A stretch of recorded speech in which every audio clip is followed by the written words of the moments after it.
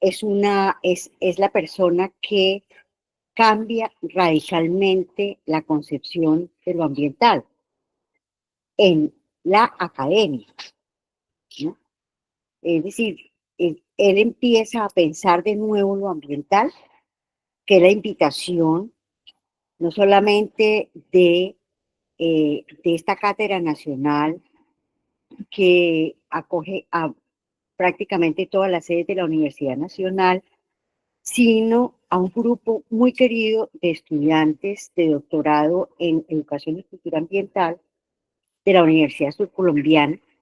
Están aquí conmigo, yo estoy hablando desde Neiva, desde la Universidad Surcolombiana, y por supuesto a unos estudiantes que quiero profundamente también, que son mis estudiantes de un curso que se llama Naturalezas y Culturas, con los cuales también hoy tengo clase. Entonces decidí invitarlos a todos a esta sesión porque me parece fundamental que hoy, a los 15 años del regreso al humus, como decimos nosotros, del regreso al humus, que es una frase bella que nos regala Mar Felipe Giraldo, un alumno que tuvimos que hizo pasantía con nosotros en nuestro grupo de pensamiento ambiental de la Universidad Nacional, que me parece una expresión muy hermosa porque la muerte es retornar a la tierra, como un muy de la tierra. Augusto Ángel Maya hace 15 años eh, retornó al humus dejándonos realmente una tierra muy abonada, una tierra de pensamiento muy abonada, en el sentido de ir tomando distancia del concepto de ambiental que se venía, digamos, trabajando por ambientalistas maravillosos, muy destacados, que sin embargo mantenían como esa idea de que la humanidad, porque el concepto de humanidad es de esta civilización, de este modelo civilizatorio occidental moderno, ¿sí? Que se inicia hace más o menos unos 28 siglos, ¿sí? Y que de eso precisamente vamos a hablar. Eh, eh, pero sobre todo, digamos que esta humanidad occidental moderna, sobre todo la moderna, ha pensado que lo ambiental está afuera, es una externalidad que a lo mucho, y eso gracias a los movimientos ecologistas y ambientalistas de los años 70, 80, sobre todo en Europa, porque en los 70, 80 comienzan a emerger movimientos sociales en América Latina eh, muy ambientalizados, pero no utilizaban la palabra. Los movimientos, las luchas sociales que se originan en América Latina desde los años 60, 70 son luchas por una tierra que, como dice Marilena Walsh, en una canción que canta Mercedes Sosa, ¿sí? Que se llama Serenata para la Tierra de Unos. ¿Sí? Es una tierra natal, es una tierra madre, es una tierra de la infancia, es una tierra que nos abraza, nos acoge como madre que somos, que es de nosotros, y como hijos que nosotros somos de la madre. Eso no está, la palabra ambiental no está en una serie de poesías, de canciones, de discursos, que los movimientos sociales en América Latina comienzan a tener, a emerger y a tener mucha fuerza durante los años 70 y 60, 70, y yo creo que hasta el momento actual, de maneras distintas y llamándose de distintas maneras. Pero lo ambiental para los europeos y para todo el pensamiento eurocentrista, no para el pensamiento europeo, porque en Europa también hay comunidades que piensan que sienten que estamos hechos de la tierra y que pertenecemos a la tierra. y que la tierra es nuestra madre y nuestra maestra, que nos enseña cómo habitarla. Pero también y sobre todo en esa Europa imperial que se vino hace 500 años para acá y hace 600 años para Oriente, ¿no? Y hace también como 500, 600 años para África. Esa Europa imperial que ha querido dominar el planeta, esa Europa imperial siempre ha pensado que la naturaleza, que la tierra son riqueza, son objeto, son mercancía. Y ese es el gran problema de, por ejemplo, ¿cierto? Las políticas ambientales actuales que están escritas en un lenguaje que expresa precisamente eso, que lo ambiental son recursos naturales que están dispuestos para el desarrollo sostenible, ¿cierto? Y que están dispuestos para continuar esta travesía de esta humanidad occidental moderna por este planeta que, perdónenme, lo voy a decir con mucha tristeza y con mucho dolor, ha sido una travesía de devastación, ha sido una travesía de destrucción.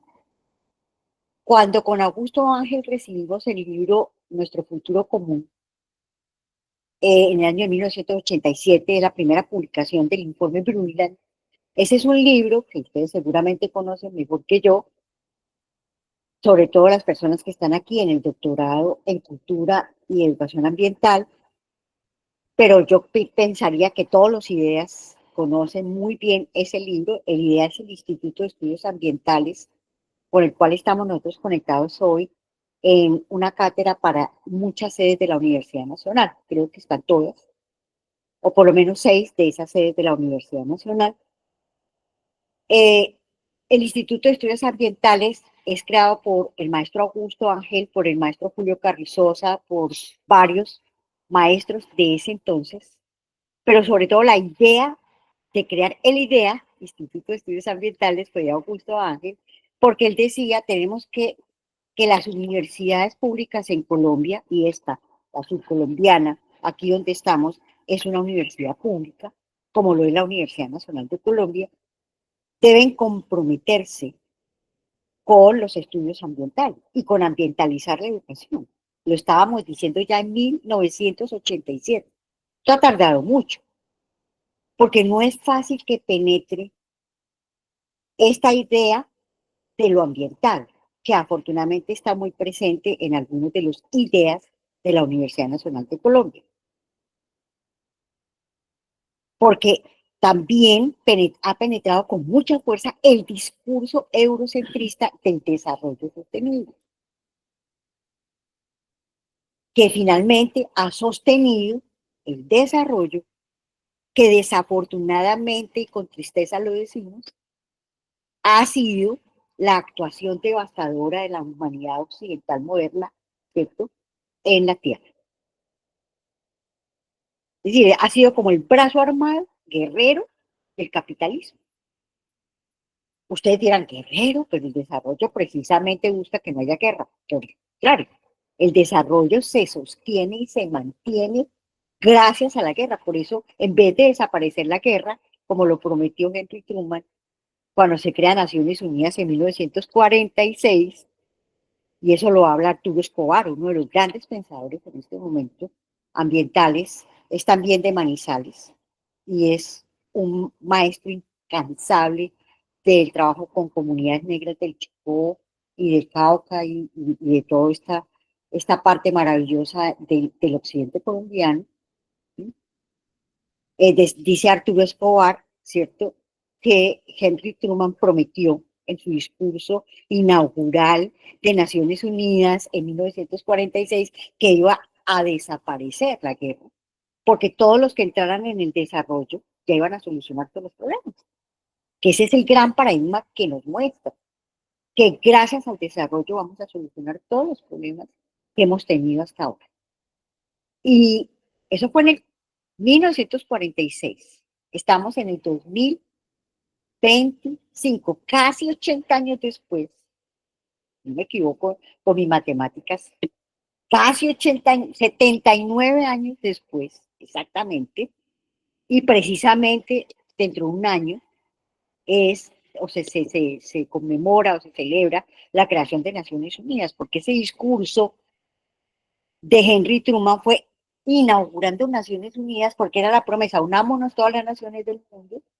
Claro, las naciones que, digamos, cuya estructura política es el Estado-Nación moderno, que es una copia del modelo Estado-Nación francés, de la Revolución Francesa, y que parte fundamentalmente de una, digamos, de una idea, que espero que no sea la de idea, y que no es la de idea. La idea de la que parte el Estado-Nación en el siglo XVIII y la configuración del Estado-Nación moderno en el siglo XVIII en Europa es de que el Estado es dueño de la tierra,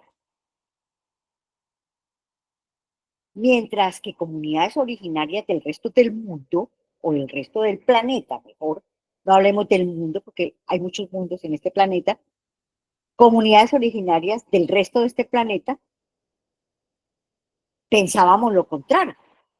Yo digo pensábamos porque nosotros tenemos origen con nuestros indígenas, ¿no es cierto? Ya sea, yo soy, por ejemplo, de origen muisca, me imagino que aquí ustedes también, es decir, tenemos una maravillosa poliversidad de culturas territoriales originarias, ¿no es cierto? No solamente aquí en esta región colombiana que se llama Colombia, pero que se llamó Aviala, junto con Panamá y con Costa Rica y con muchos, antes de que llegaran los españoles, esto se llamaba Aviala, no se llamaba Colombia, ¿no?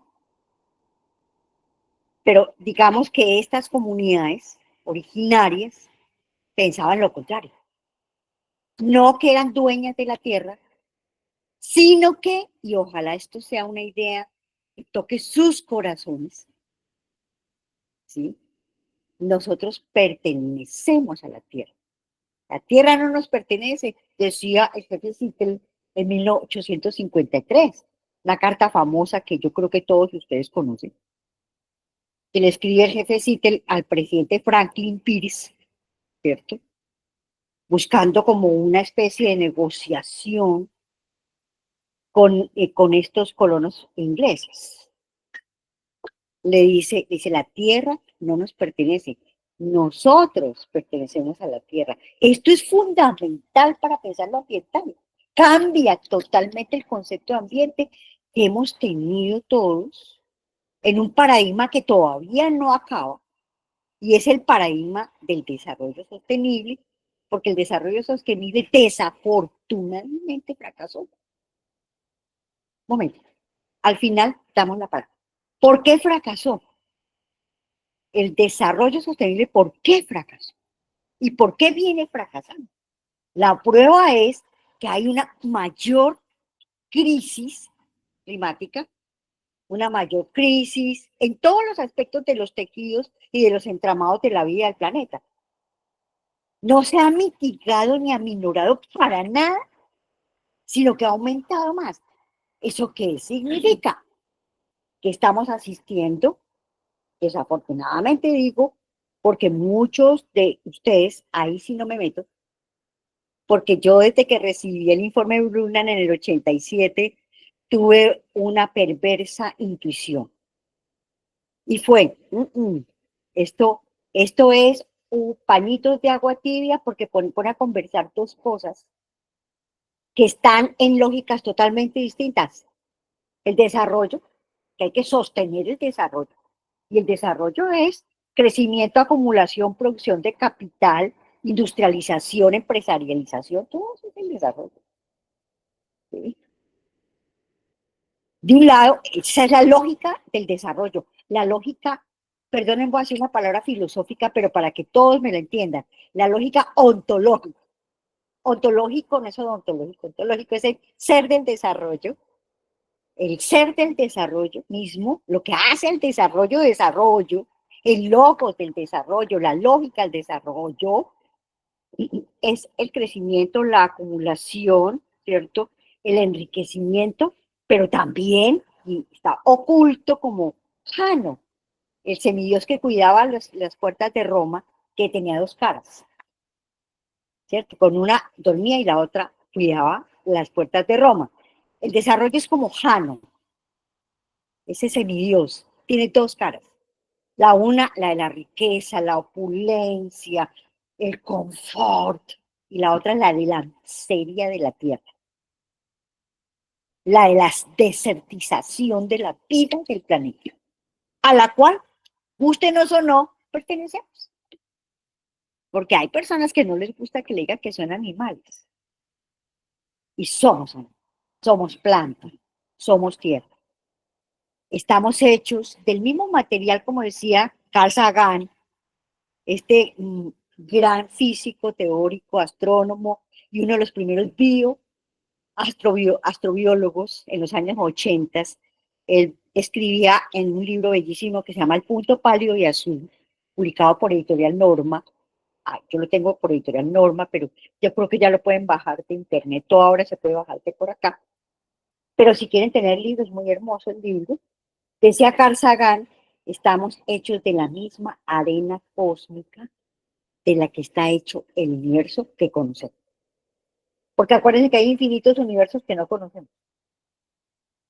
Entonces Carl Sagan nos ponía en ese estado de, como de silencio, porque cuando a uno le dice que hay infinitos universos y que ese universo también es infinito, como que se nos acaba un poquito la idea de que nosotros somos el centro del universo. Y empezamos a comprender que no, somos más pequeñitos que la más pequeñita de las granitos de arena cósmico que haya existido.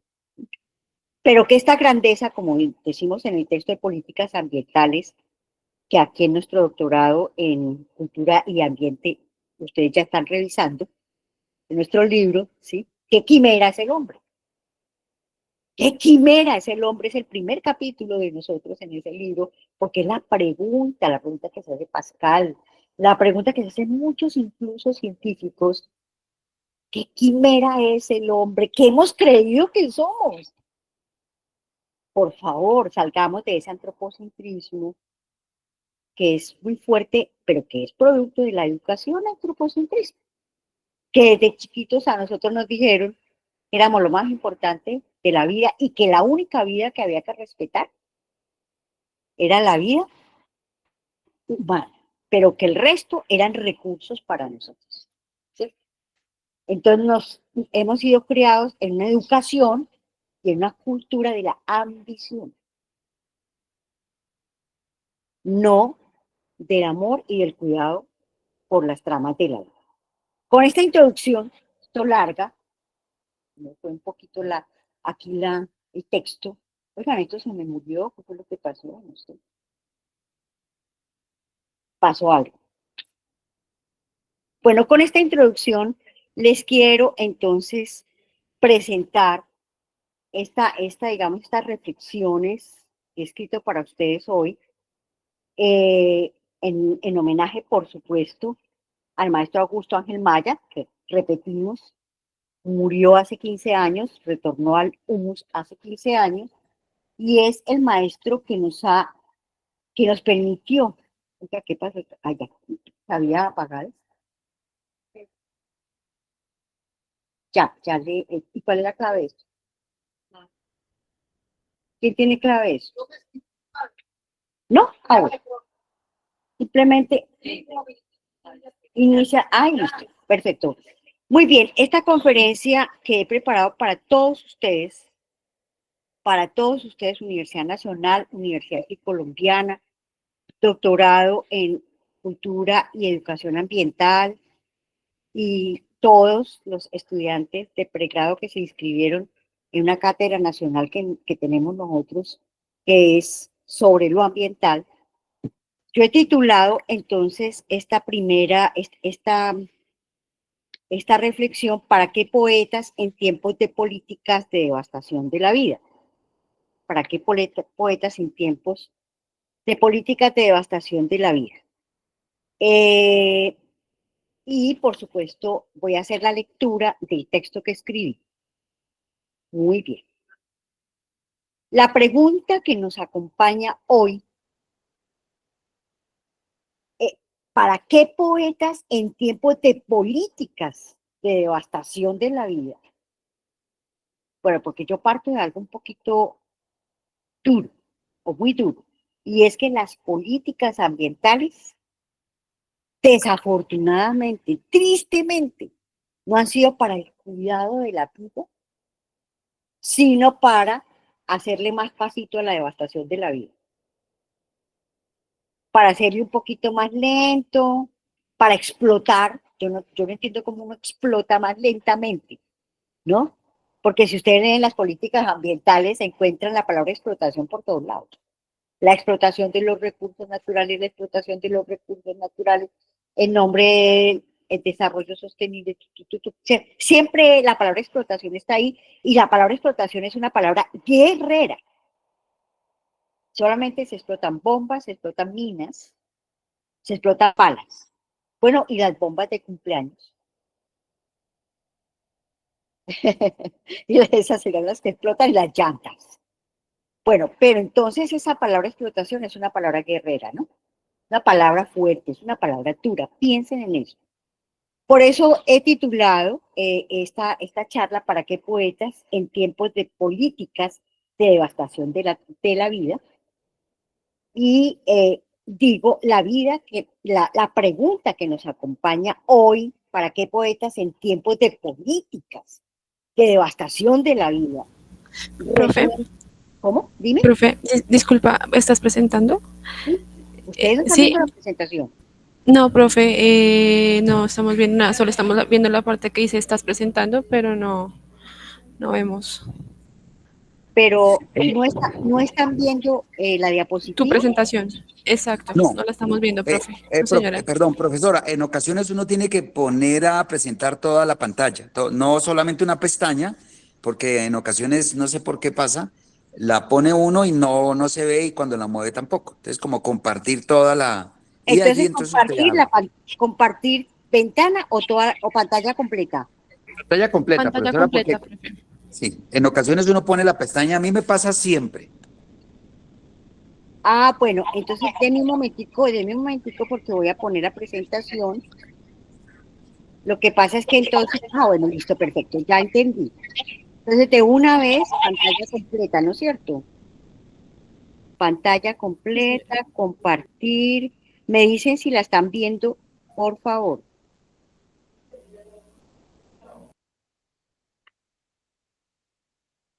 ¿Ahí están viendo? Sí, señora. Muy bien, muy bien. Entonces, Profesora, pase una diapositiva para mirar si pasa. ¿ya? Sí, sí, señora, devuélvase la primera, perfecto, estamos muy bien. Perfecto. Gracias. Gracias, su merced. ¿Qué me está hablando, Tito? No, Javier. Hola, Javierito, es que yo decía, esa voz es de Javier Toro, estoy segura que es Sí, Javier es esa. Toro. Es la Y yo, mía, sí, señora. Muchas bueno, gracias. perdóname que te confundí con Tito, pero no el emperador, sino nuestro querido estudiante que nos está apoyando en la sede Sí, Manizales. Muy sí, bien, señora. Puede gracias. continuar, por favor. Bueno, la pregunta que nos acompaña hoy, repito: ¿para qué poetas en tiempos de políticas de devastación de la vida? Resuena con uno de los versos más profundos del poema Pan y Vino, del poeta de la naturaleza, Friedrich Hölderlin, escrito a finales del siglo XVIII. ¿Y para qué poetas en tiempos de penuria? Esa es la pregunta. ¿Y para qué poetas en tiempos de penuria? ¿Qué significa tiempos de penuria? ¿A qué se refiere el poeta Hölderlin cuando en su elegía habla de tiempos de penuria? Yo lo que quiero es conectar lo poético con lo político, y ya van a ver por qué. ¿Sí? ¿Qué significa tiempos de penuria? Repito, ¿a qué tiempos se refiere el poeta Hölderlin cuando en su elegía habla de tiempos de penuria? Hoy, ¿sí? Hoy, apenas si entendemos la pregunta, ¿cómo podríamos entonces entender la respuesta que da Hölderlin? Hölderlin es un poeta de finales del siglo XVIII alemán, que es considerado el poeta que origina en Alemania, o uno de los poetas que origina en Alemania un pensamiento, que no pasa ahí. Yo me encargo de nada, ¿sí? Muchas gracias. Sí. Muy bien. Eh, hoy apenas sí entendemos la pregunta. Ah, ¿qué? ¿En dónde? ¿Por qué? Ah, bueno, pero con ustedes no tengo problema porque con ustedes estamos aquí. Ustedes pueden escuchar. Bueno, hoy apenas si entendemos la pregunta, ¿cómo podríamos entonces entender la respuesta que da Helder? ¿Cómo podemos entender la respuesta que da Helder? Eso me parece que es súper importante porque es que nosotros a veces no entendemos una pregunta y por tanto no entendemos la respuesta. Ese es el lío. La pregunta del poeta en los albores del siglo XIX interrogaba aquello que apenas comenzaba. ¿Cómo serían los tiempos en los cuales ya los dioses no estarían entre los hombres, como dice Augusto Ángel Maya en su texto El retorno de Ícaro, sino más bien estaría entre ellos el cálculo del mundo? Estamos en tiempos del mundo calculado, todos son cuentas ambientales, estadísticas, diagnósticos de no sé cuántos animales que mueren todos los días por desplazamientos, por envenenamiento de los ríos, de los mares, puras estadísticas. Estamos en la era del mundo calculado, del mundo que se calcula, el develamiento de los misterios de la vida, el olvido de la tierra como natal, que la tierra es ante todo natal, la tierra es ante todo esa tierra maravillosa madre que nos acogió desde que nacimos y antes. Hoy en los albores del siglo XXI, el tiempo de penuria es el tiempo que se dirige hacia el borde del abismo, hacia el que por estar, y estas son los chicos, por favor, de las sedes, lo que estamos viendo son fotografías todas de la explotación a mina abierto, a minería a cielo abierto, de la Vale en el año de 1983 en Brasil. Esta Serra Pelada. Aquí hay más de 70.000 garimpeiros, o sea, mineros de oro, explotados por la Vale, que es una multinacional de la minería que ha recibido 5 premios de desarrollo sostenible. Claro, porque ha sostenido el desarrollo, ¿no? Entonces, hacia el que por estar más abajo algo se precipita. Ese es el concepto de borde del abismo. El borde del abismo es el que está, el que por estar más abajo algo se precipita. Cuando uno está al borde de un abismo, uno siente que se va a caer, porque abajo hay un abismo, ¿cierto? Muy bien, algo se precipita.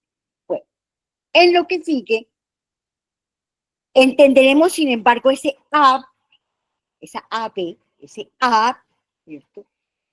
De la palabra abismo, Abgrund en alemán, como la ausencia total del fundamento. El fundamento es el suelo para un arraigo y una permanencia. El fundamento es el suelo para un arraigo y una permanencia. Pero ese suelo y ese subsuelo para un arraigo y una permanencia le pertenecen al Estado-Nación moderno. ¿Cómo les parece?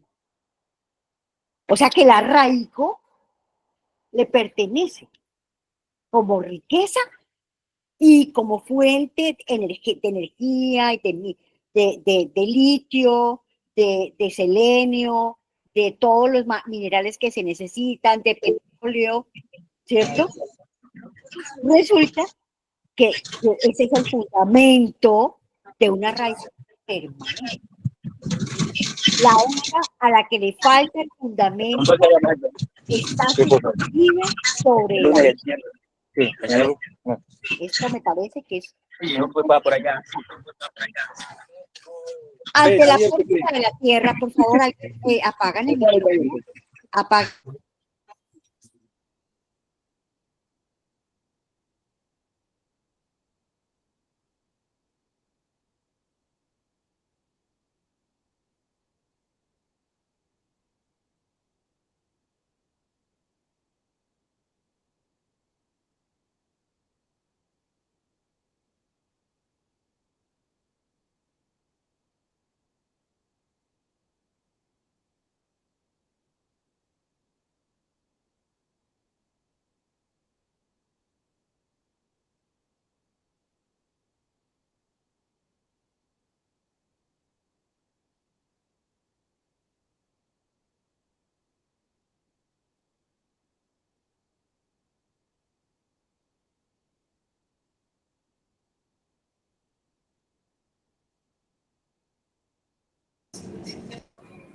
Profe, qué pena.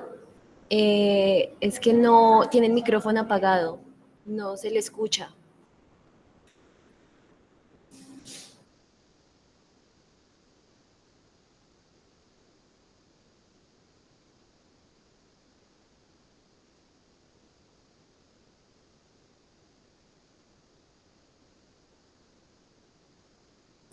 Profe, aún no se le escucha.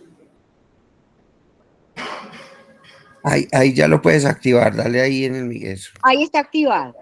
Sí, profe, Vamos a volver a presentar, o estoy presentando. Ah, no, yo ya estoy presentando, ¿cierto? Vuelvo a la presentación. Me dicen, por favor, si no me escuchan o algo, ¿sí? Javierito, ¿sí se está viendo la presentación? En este Sí, momento. profe.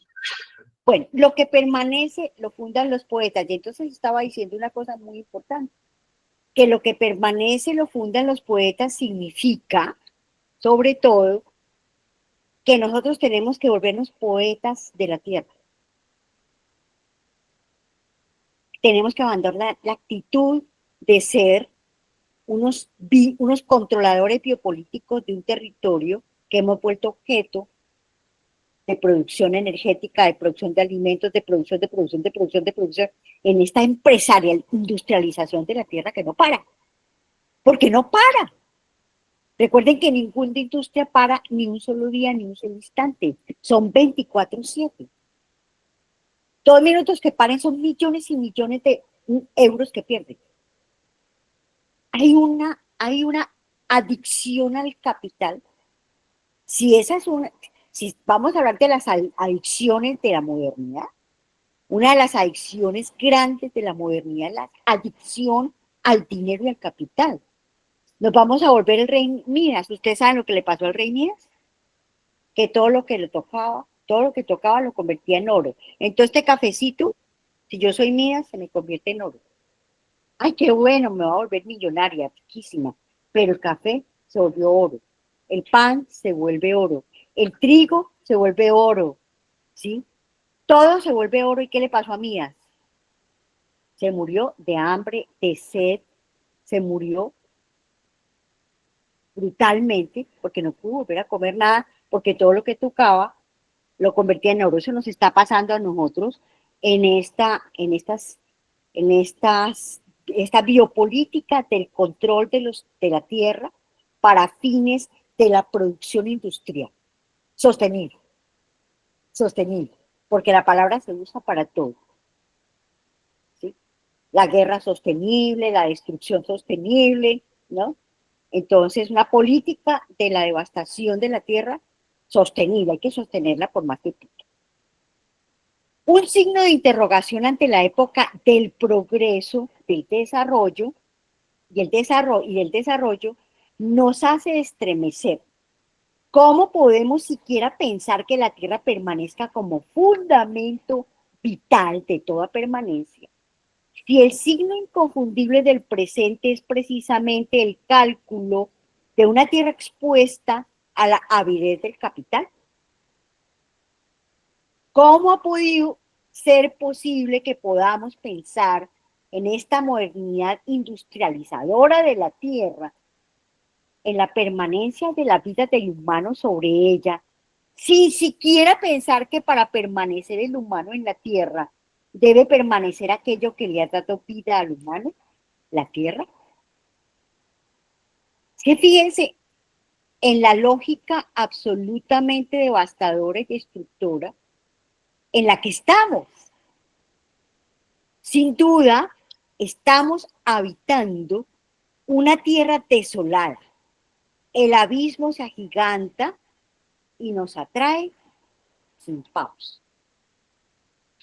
Gritos silenciosos de la tierra, bocas inmensas que se abren para que sus entrañas sean arrancadas sin dejar rastro.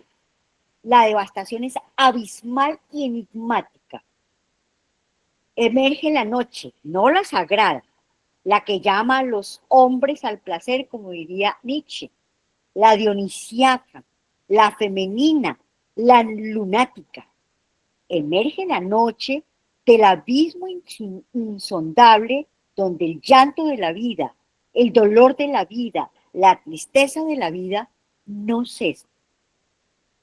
Los hombres, esclavos del desarrollo, no cesan de trabajar para devastar la tierra madre.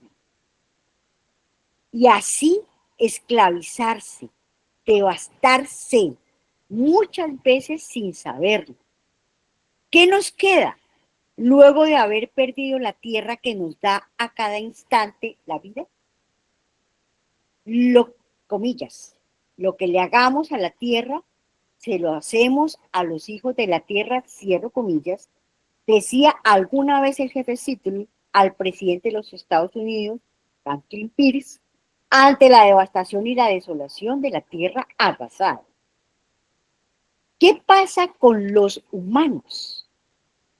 ¿Qué pasa con los humanos que como tierra y en el suelo sin fundamento son devastados en el devastar, sin saber que devastan la tierra de sus afectos? Porque eso es lo más doloroso. Nosotros amamos a la tierra natal.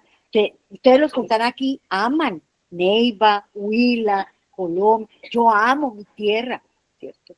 La meseta cundiboyacense, la que habito ahora, ¿no es cierto? El parque, el Manizales, el Nevado del Ruiz, Cumanday, todo este maravilloso, esta región preciosa, mal llamada paisaje cultural cafetero. Yo la llamo paisaje de la devastación cafetera. Pero así la llamó la UNESCO, paisaje cultural cafetero, ¿cierto? Bien, entonces, el artista fotógrafo brasilero Sebastião Salgado, se ha dedicado a documentar la devastación de la vida a través del arrasamiento neocolonizador, por eso en mi diapositiva la tengo, a ustedes se las voy a pasar, que las multinacionales de la minería están haciendo en Serra Perada, nuestra tierra brasilera, comillas, sencilla, exuberante, hermosa y profunda, como las gentes que describía Fray Bartolomé de las Casas en sus crónicas de Indias en 1552. 1552, y ya Fray Bartolomé estaba diciendo, ¿qué es lo que está pasando aquí? ¿A qué vinimos? ¿A devastar y acabar con todo? ¿No? Por eso no lo declararon santo, porque era un crítico profundo de la corona española, de la evangelización, de la orden de matar a todos los que no se bautizaran, porque si no se bautizaban, los mataban vivos, los descuartizaban y se los tiraban a los perros hambrientos. Eso lo narra Fray Bartolomé en las Casas en las crónicas de Indias, que las pueden consultar en la red.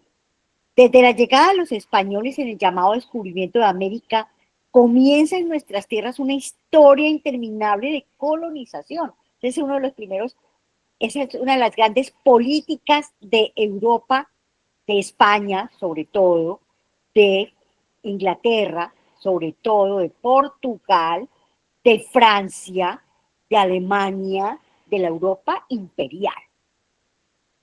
Sobre estas tierras nuestras, pero también sobre África, sobre Asia.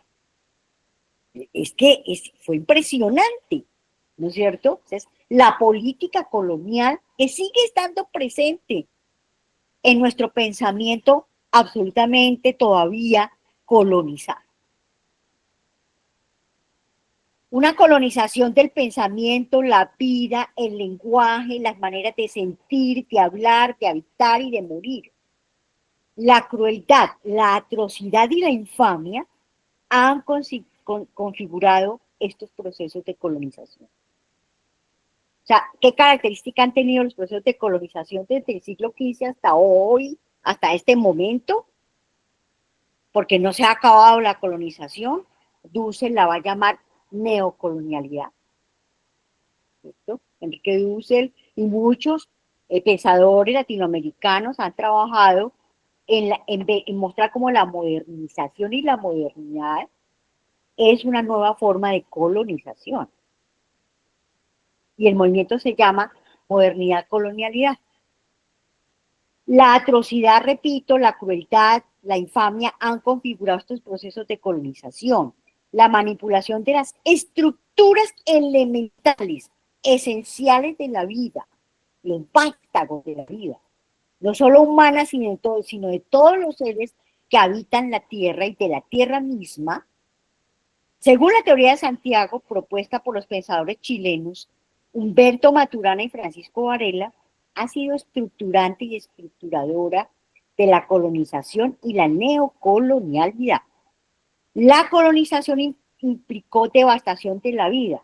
La neocolonialidad ha sido posible hasta hoy, durante más de 500 años, gracias al desarrollo que implica a su vez explotación, destrucción de la naturaleza, desolación de la tierra, devastación de la vida. Dos lenguajes que son dos visiones diferentes del mundo. Han entrado en un profundo conflicto. El lenguaje del hombre dominador y devastador de la tierra, que es el lenguaje de la modernidad industrial y capitalista, en la que un humanismo icariano viene del mito de Ícaro, ¿sí?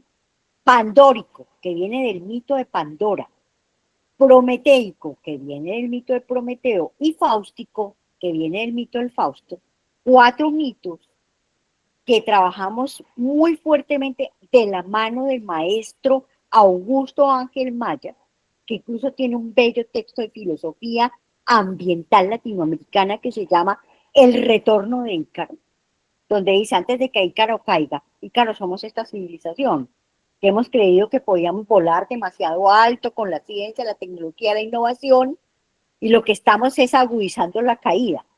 Entonces dice Augusto, antes de que caigamos y nos demos un golpe bien fuerte, ¿sí?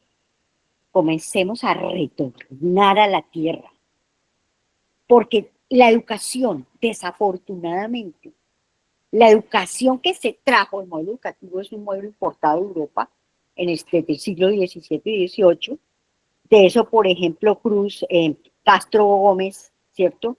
Trabaja muy bellamente en la híbrida del punto cero este tema, ¿no? Santiago Castro Gómez, colombiano, pensador también interesantísimo, que hace parte del grupo Modernidad Colonialidad. Santiago Castro tiene un libro que se llama La híbrida del punto cero y dice que durante la colonia se impusieron los modelos educativos, muchos de los cuales están presentes hasta hoy. Claro, hay una cantidad de tendencias muy interesantes en la educación, de transformación de la educación, de transformación de las maneras como enseñamos, y yo creo que los que estamos aquí sentados en esta mesa, y ustedes, los profesores de las sedes y los estudiantes de nuestras sedes de la Universidad Nacional, estamos entendiendo que hay que hacer una transformación profunda, ¿sí? de todo el entramado de símbolos que configuran la educación. Por eso es tan importante esto que estamos hablando. Pero la educación ambiental no es la reciclada y las 10 canecas de basura dispuestas para echar un poco de basura que uno ya sabe dónde echarla. Yo me paro frente a esas 10, la negra, la roja, la naranjada, la azul, la blanca, bueno, un poco tono, ahora que no sé, hay una rosada, creo. Van saliendo economías y van saliendo canecas de basura, rarísimo, ¿no? Cuando salió la economía naranja, salió la caneca de basura naranja. Cuando salieron las economías verdes, salieron las canecas verdes. Es como extraño, ¿no será que coincide, ¿no? Que la producción de basura no cesa y entonces cambias el color de pronto. Pero esa cuestión, yo me paro frente a veces con este vasito que tengo aquí, pero este vasito tiene plástico y tiene cartón, entonces ¿qué hago? ¿Dónde lo boto? Entonces la educación ambiental se volvió para ayudar a los industriales a que sigan produciendo más basuras, porque como nosotros los profesores, ¿cierto? Le solucionamos el problema clasificando las basuras y diciéndoles a nuestros estudiantes que traigan botellas de Coca-Cola litro, y diciéndoles a nuestros estudiantes que traigan, o sea, que compren basura para traerla y enseñarlos a reciclar. Uno no entiende ahí cómo es la cosa con la educación ambiental, ¿sí? Entendiendo que también hay maestros de educación ambiental extraordinarios, porque los conozco también, ¿sí? Pero desafortunadamente las políticas en educación ambiental no salen de ahí. no salen de ahí, de solucionar los efectos de los que causan los graves problemas ambientales. Cuando la ambientalización de la educación tiene que ser sobre todo, ¿sí?, parar en seco esas formas de producción, esas formas de habitar, transformarlas por otras. O sea, coger, como dicen por ahí, el toro por los... Claro. Y por eso la educación ambiental se ha vuelto tan trivial. Y por eso lo ambiental se ha trivializado. Una de las cosas que ha trivializado lo ambiental, me disculpan y lo voy a decir con tristeza, es el paisaje, los paisajes. Sobre todo para el turismo. El ecoturismo está lleno de una trivialización del paisaje. Avistamiento de aves. Entonces todo el mundo, a mí también me gusta hacer avistamiento de aves. Pero ¿y por qué no hay avistamiento de murciélagos? ¿Por qué no hay avistamiento de serpientes? ¿Por qué no hay avistamiento de reptiles?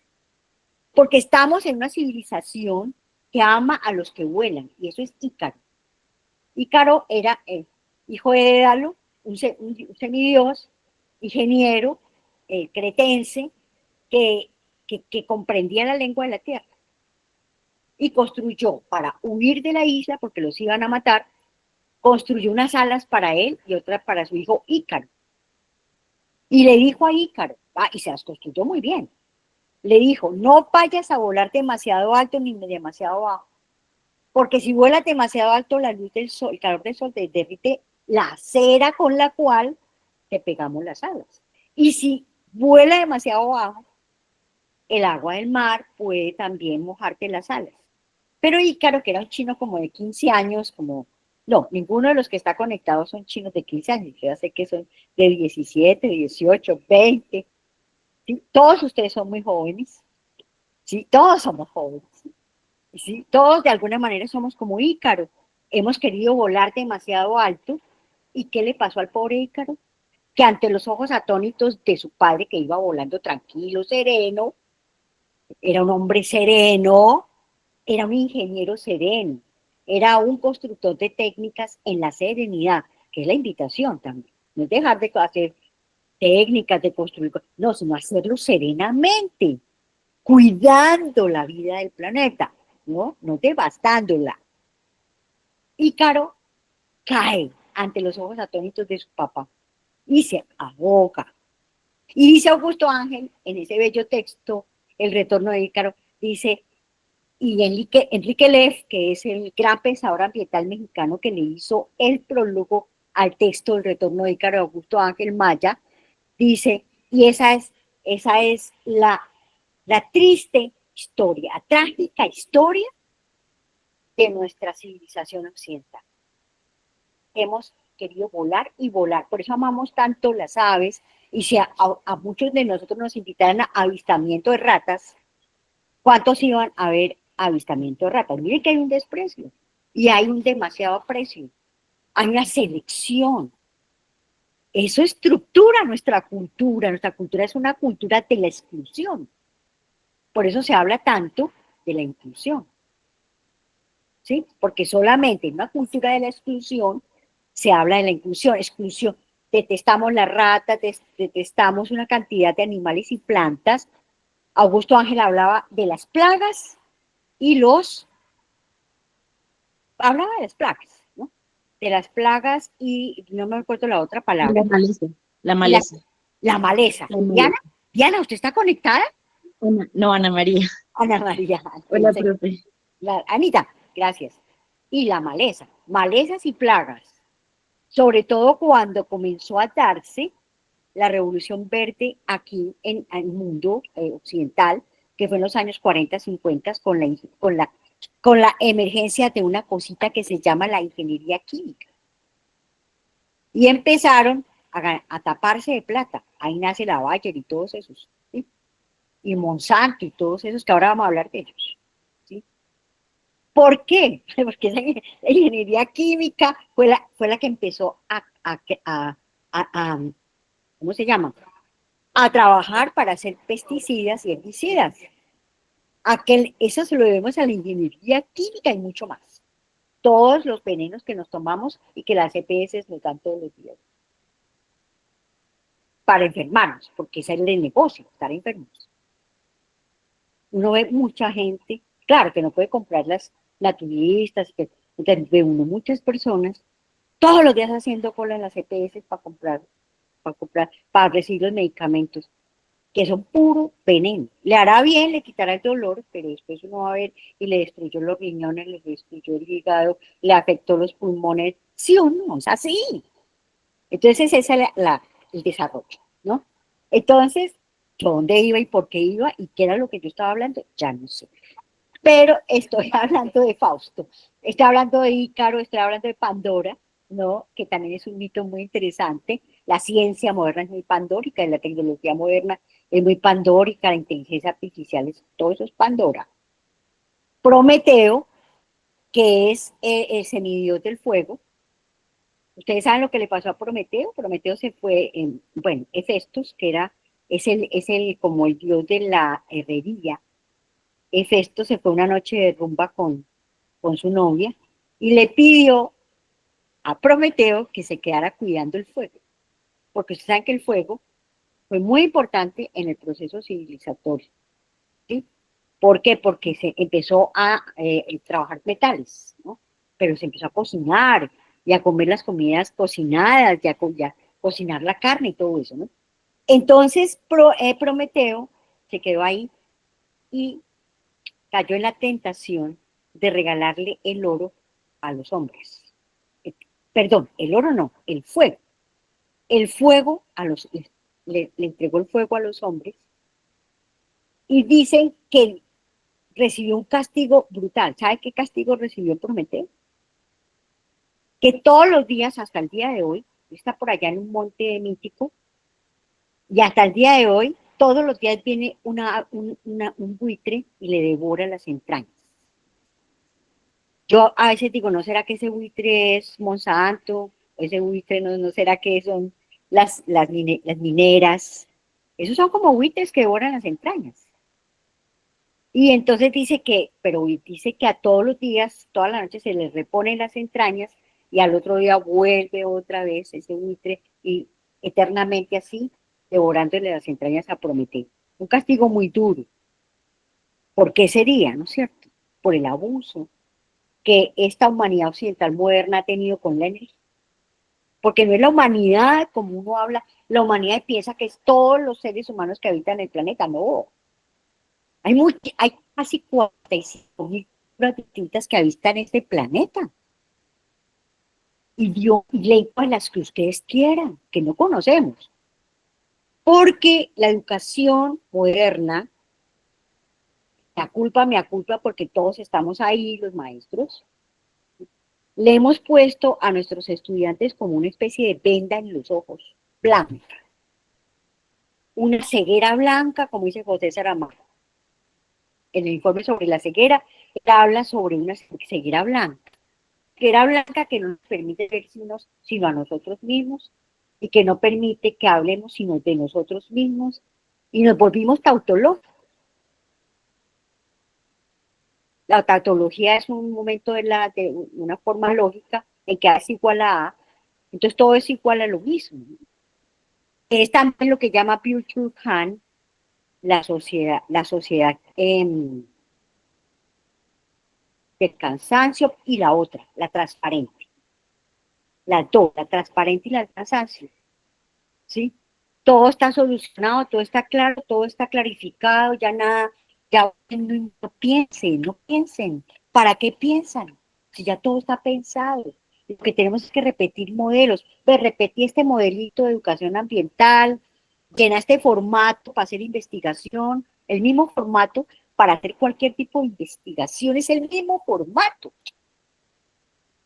Cuando cada investigación implicaría unas maneras distintas de hacer investigación. Y uno metido en ese formato. Hagan proyectos con MinCiencias que seguramente tienen y van a encontrar ese problema. Pero no es solo MinCiencias. Desafortunadamente en nuestros doctorados, nuestras maestrías en las universidades, toca que el mundo haga lo mismo en el mismo formato. Ya sea un proyecto de poesía o un proyecto de minería. el mismo formato, ya sea un proyecto de filosofía o un proyecto de agroecología, que bueno, puede ser lo mismo. Y la agroecología es un pensamiento bellísimo, es un pensamiento filosófico impresionantemente hermoso. Bueno, estoy hablando de ese humanismo icariano, señora, dime. Profe, creo que no está pasando la presentación, veo la misma. Estoy encerrapelada todavía, ahí están ustedes viendo nuestra tierra brasilera sencilla, etcétera, ¿sí? Todavía no he llegado aquí a lo del sujeto de poder, pero sí se cambió de diapositiva. Sí, está cambiando, sí, señora. No voy a llegar ahí al sujeto de poder. Bueno, estremecedoramente atroz se ha tornado dueño y señor de la tierra. Esa idea, ese humanismo icariano, pandórico, prometeico y fáustico, estremecedoramente atroz, se ha tornado dueño y señor de la tierra. La naturaleza y la vida, tres acontecimientos ontológicamente enlazados, creadora, emergente y complejamente. Dos lenguajes, el del sujeto de poder, esto, ¿saben qué es? Ustedes no están viendo la diapositiva, pero yo les voy a dar la diapositiva a ustedes y el texto. Esta es una fotografía, los chicos, las sedes están mirando una fotografía de un sitio muy cerquita de aquí, una mina de carbón que se llama La Guajira, que se llama Cerrejón. Miren cómo han vuelto la tierra los de Cerrejón. ¿Recuerden? ¿Recuerden? Yo les puedo dejar el texto con las diapositivas ahí, metidas ahí para que vayan. El del sujeto de poder que ha buscado, ese es el sujeto político actual. El sujeto político, entre comillas, ambiental, porque no es un sujeto político ambiental, es un sujeto político que defiende, que cuida el desarrollo sostenible, la sostenibilidad del desarrollo, que ha buscado por medio de la ciencia moderna y la tecnología dominar la tierra para extraerle todos sus secretos. Esa es una frase durísima de un filósofo del siglo XVII que se llama Francis Bacon.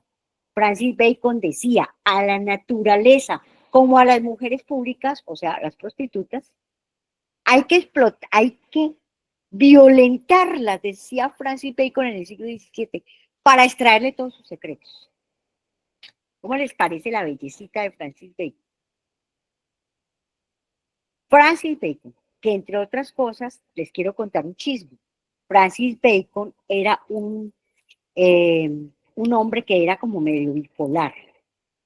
Porque por otro lado, Francis Bacon fue, dicen, no, yo no sé si eso ya lo demostraron, y si alguno de ustedes los que está conectado lo sabe, pues me lo dice. Dicen que Francis Bacon era un seudónimo de William Shakespeare. Yo cuando me dijeron eso dije, ¿en serio? Y parece que sí. O sea, Francis Bacon era al mismo tiempo ese Shakespeare que escribe esas tragedias tan extraordinarias y esa obra de teatro extraordinaria, pero también era un filósofo que fue el padre del método científico porque decía que a la naturaleza como a las mujeres públicas hay que violentarlas para extraerle todos sus secretos. En un libro que llama La Nueva Atlántida. Ese es el proyecto de modernidad que no nos lo enseñan en la educación. En la educación no nos dicen a la naturaleza hay que explotarla como, hay que violentarla como a las prostitutas. Eso no nos lo dicen a nosotros. Eso no está en los objetivos de ningún proyecto educativo. Pero está en el proyecto de modernidad. Volver la naturaleza, la tierra, como una prostituta que se vende al mejor postor. ¿Sí o no? Exactamente lo mismo que hacemos. A ver, ¿quién paga más? ¿Quién da más? ¿Quién da más? Así estamos. Tristemente, un sujeto de poder que ha buscado por medio de la ciencia moderna y la tecnología moderna dominar la tierra para extraerle todos sus secretos. El lenguaje de la tierra madre y maestra, aquí está, el lenguaje de la tierra madre, maestra, cuidadora de la vida, se ha venido tensando acontecimentalmente, de manera que hoy la pregunta por lo que significa estar vivo tiene que ser también la puesta en cuestión de un concepto de vida humana moderno, blanca y eurocentrista, porque los conceptos tienen geografía, los conceptos tienen un lugarcito geográfico, no están volando por el aire. Entonces, ese concepto de humanidad viene de Europa, pero de la Europa imperial, que nos quiso meter a todos en el mismo saco con el concepto de humanidad, que privilegia la vida humana sobre las demás maneras de la vivienda. Lo siento, pero un pensamiento profundamente ecológico nos está diciendo, no señores, la vida humana no se puede privilegiar sobre las demás formas de la vida del planeta. Somos un hilo en ese tejido, en esos entramados de la vida. El gran imaginario social, colonizador y eurocentrista de que somos dueños de la tierra ha penetrado profundamente la ética, la política y una manera de habitar creyendo ser los dueños del planeta, desplazando, exiliando y destruyendo las tramas de la vida sin las cuales, he aquí la tragedia de la modernidad capitalista e industrial, no es posible vivir. No es posible vivir. La colonización vivida, ¿cómo? La colonización vivida en nuestras tierras implicó la imposición del lenguaje de dominio y las políticas ambientales están escritas. Por favor, cierren el micrófono. El micrófono, porfa. Por favor, Jesús Silva, por favor, cerrar el micrófono, Jesús. Ay, gracias, Sergio. Les reconozco la voz. La colonización vivida en nuestras tierras implicó la imposición del lenguaje de dominio sobre la lengua de la tierra, en el hombre hecho de tierra, perteneciente a la tierra, llevándolo a creer que debía devastar tierra para poder ser. Ese es el problema del ser. Por eso nuestra filosofía ambiental no es una filosofía del ser, es una filosofía del estar, no del ser. Así, el lenguaje colonizador implicó y sigue implicando un arrasamiento de la tierra madre, de la tierra a la que pertenecemos y de la cual estamos creyendo que no somos tierra nosotros, desde el tiempo del descubrimiento de América, entre comillas, que Enrique Dussel, aquí está una foto de Enrique Dussel y está la fotografía de la carátula del libro de Dussel, que se llama 1492, El encubrimiento del otro, hacia el origen del mito de la modernidad. De Enrique Dussel.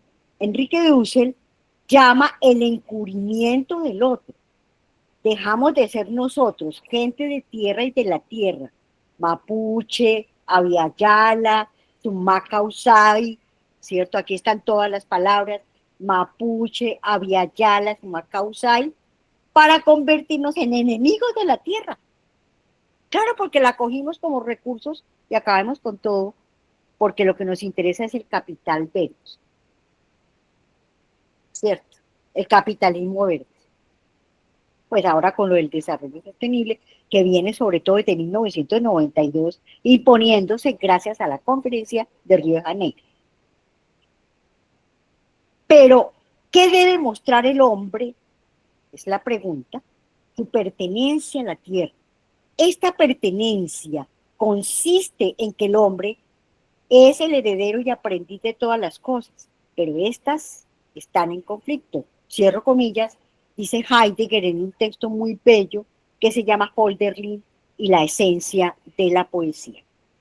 Y en este conflicto, Y este conflicto implica la miseria. Por ello, otra manera de preguntar sobre el sentido de los poetas en tiempos de penuria, en tiempos de escasez, es para qué poetas en tiempos de miseria. Yo recomiendo. La devastación de la tierra es la miseria de la miseria, porque el devastar deja una estela de devastación. La tierra devastada, el humano ya no habita en cabañas, perdón, sobre la tierra devastada, el humano ya no habita en cabañas, sino a la intemperie, sin tierra natal, sin un suelo que es lo multi, poli, pluri, interexistente. De multiplicidad, poli, de poliversidad, nada de diversidad, poliversidad, pluri, de pluralidad, entre, existencias entre, interexistente. Eso es lo que así estamos tratando de nombrar los entramados de la vida. Es muy difícil nombrarlos. No es la diversidad. La diversidad es un concepto de Edward Wilson, un biólogo norteamericano que ganó premios Pulitzer y todo esto, pero que él construyó ese concepto de biodiversidad para la construcción y creación de los bancos genéticos. ¿Y qué son los bancos genéticos? Averigüen ustedes, por ejemplo, los bancos genéticos que hay en Estocolmo, en Bogotá, en Londres, en París, en Nueva York, en muchos lugares del planeta hay bancos genéticos que son muchísimo más, entre comillas, ricos que el Banco Mundial. Porque tienen toda la diversidad genética. Entonces ellos dicen, el día que haya una catástrofe planetaria, tranquilos, que volvemos a sembrar todo y nos quedamos nosotros con todo. Ese es el concepto de diversidad. Por eso, discúlpenme, perdónenme lo que voy a decir, porque yo también estuve, la COP16 tuvo digamos, esa bella, entre comillas, ¿cierto?, idea de fotografías y documentales, y uno estaba en esa COP16 y veía por todos lados la Colombia, el país de la belleza. Es una buena intención, pero es que esa belleza inmediatamente se vuelve oro, se vuelve riqueza. Se dice que somos el país más rico en el mundo en biodiversidad y en diversidad. Eso no es cualquier cosa. Cuando estamos diciendo que es el más rico del mundo, estamos reduciendo la poli, inter, pluri, multiexistencia, que es la vida, a mero recurso como es el concepto de biodiversidad. Desafortunadamente es así. Busquen Edward Wilson y síganle el camino a Edward Wilson. Además, maravilloso, un biólogo extraordinario, pero que estaba trabajando ¿cómo se llama? La investigación genética, estaba trabajando el origen genético de la vida y la manipulación genética para sostener la vida en el planeta como recursos para sostener el capital del planeta. Al fin de cuentas era un norteamericano. Claro que no todos los norteamericanos son así. ¿Sí? Edward Wilson se llama. Muy bien. En la tierra devastada habitamos mendigando tierra nutricia. La tierra madre muere y así todo cuanto existe en el nutrirse de la tierra, en el nutrir la vida, como bellamente lo expresa François Julien, desaparece. François Julien es un autor sinólogo, él trabaja mucho la China, los sinólogos son los que trabajan la China, es un gran investigador de la China, es francés, y tiene un libro que les recomiendo a todos y todas y todes, se llama Nutrir la vida. Nutrir la vida, vean, eso es una dulzura del libro, una cosa preciosa. Se lo recomiendo a todos. Las cepas fundamentales de la vida, por eso hablamos de la devastación, porque los vástagos son las cepas fundamentales de la vida, ya no podrán generar de nuevo el nutrir, que es la relación filial, afectiva y creadora de la interterritoria. No estamos hablando de los territorios, sino de la interterritoria. Y lo estamos hablando en femenino porque estamos hablando de la tierra. Pero lo estamos hablando desde un concepto que hemos venido construyendo en nuestro grupo de investigación en pensamiento ambiental y en nuestro doctorado en estudios ambientales, de la mano del maestro José Luis Gross, de la Universidad de Catamarca, que nos trajo un concepto de comunidad territorial, que son las tramas de la vida humanas no humanas. Ya no es barrio, en la vereda, ni en el municipio, que ese es el concepto de comunidad territorial que hace parte del ordenamiento territorial y de las políticas que ustedes conocen seguramente mejor que yo, de ordenamiento territorial. El ordenamiento territorial dentro de este Estado-Nación es puro control biopolítico de los territorios, porque los territorios sin gente son reducidos a recursos naturales. Y hay que cuidárselos a los industriales, con los cuales hay negociados. Miren que el subsuelo de Colombia está vendido en un 40%. Ni el pobre Petro pudo acabar con la explotación petrolera y con el, ¿sí? ¿Por qué? Porque ya se había hecho toda la ventica, ¿sí? Ya se había vendido el 40% de la tierra que se volvió que es la riqueza del Estado-Nación. Por eso hay que ir abandonando, y eso ya pues es una tarea de nosotros como filósofos, porque un doctorado es PhD, Philosophical Doctor, y un doctorado no es una maestría larga, cara, sino que un doctorado es donde ya pensamos y aportamos cosas, ¿sí? Entonces nosotros como pensadores, y en la Universidad Nacional de Colombia, por favor, si no se construye un pensamiento crítico, dígame en dónde. En las universidades públicas tenemos que construir un pensamiento político crítico, no un pensamiento ideológico. Polarizaciones, no.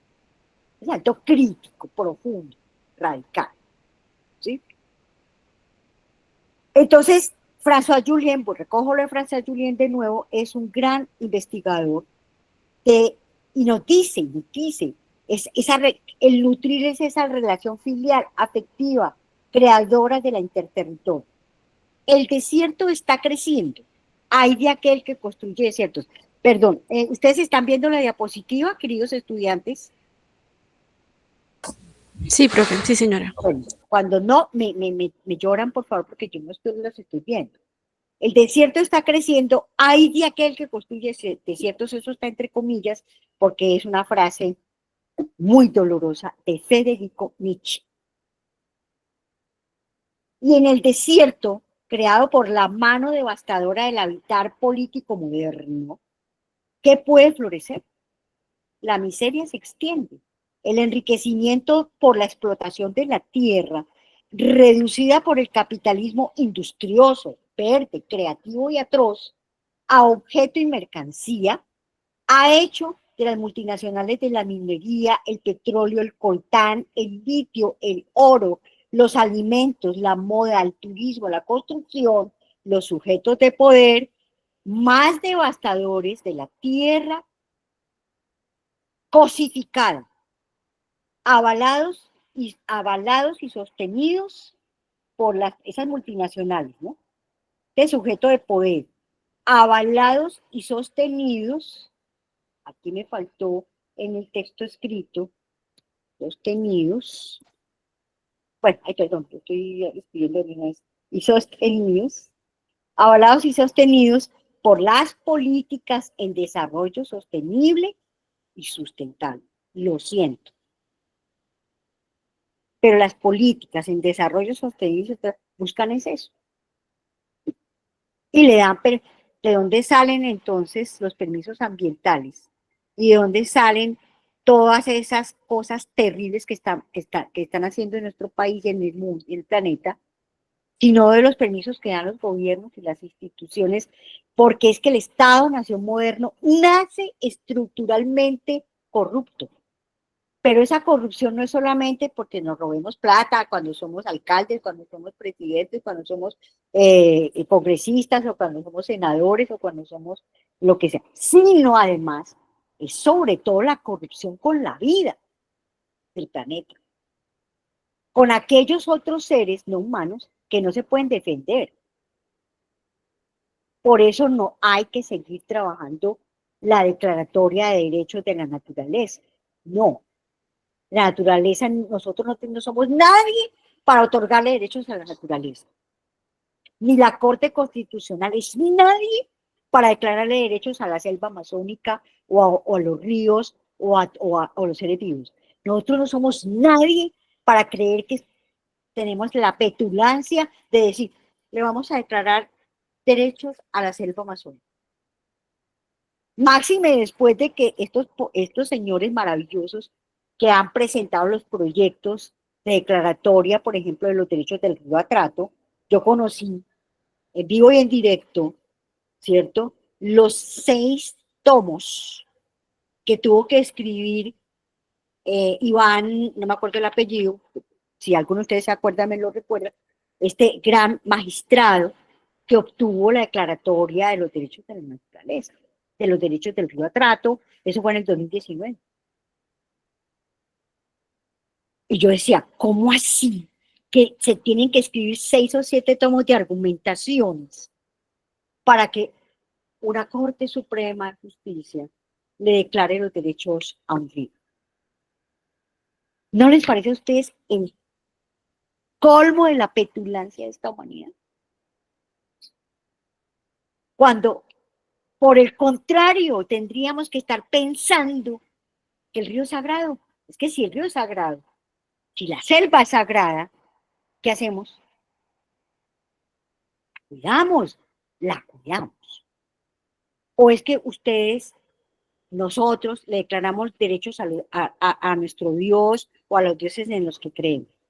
¿Quién de ustedes le declara derechos a Dios o a Jesucristo o a la Virgen María? No porque son seres sagrados para nosotros, o para los cristianos, ¿sí? O para los budistas, Buda es sagrado. O sea, son seres sagrados. Pues un río es sagrado. Pues Jorge Iván Palacio. ¿Cómo? ¿Cómo? Ah, Jorge Iván Palacio, gracias, Sergio. Jorge Iván Palacio. Se llama él, el magistrado y él lo llevó los 5 tomos. Con tristeza, porque él ama el río Atrato. Y él estuvo muchos años allá y trabajó con los pescadores y conversó con las mujeres y con los peces y con el río. Entonces él lo hizo de muy buena voluntad, porque estuvimos. Y su exposición me tocó el corazón. Y cuando a uno le toca en el corazón, uno llora. Uno llora. Pero decíamos con él, es que es el colmo de la pedantería de este Estado-Nación y de los Estados-Nación, que haya que escribir tomos y tomos y tomos para fundamentar que la tierra es sagrada. Fíjense en qué lógica estamos. Es una lógica tremendamente prepotente y antropocentrista y racionalcentrista.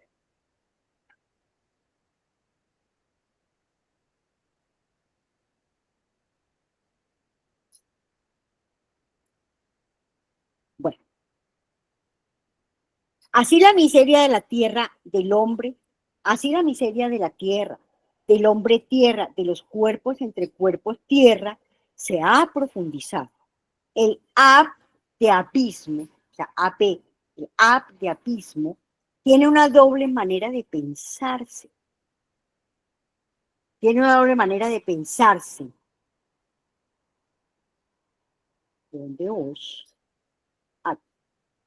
Como sujeto que se aleja, como fundamento de toda existencia, como suelo que se aleja, como fundamento de toda existencia que se sustrae y hace de la existencia un borde mortal, como advenimiento de la noche, entre comillas, sagrada, en tanto ella, que carece de sujeto y de objeto, esta es una de las cosas que vamos a trabajar ya más profundamente nosotros acá, la urgente y necesaria crítica al sujeto y al objeto, la disolución del sujeto y el objeto, ya que el sujeto y el objeto son diurnos, hijos de la ilustración, de la metafísica y del positivismo.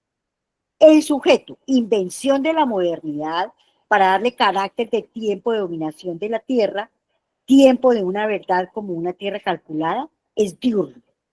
El sujeto y el objeto se disuelven en el entusiasmo de la noche. La música suena en los jardines y la noche cubre un tanto triste las cumbres de las montañas, dirá Nietzsche. El entusiasmo de la noche no es el carácter del sujeto.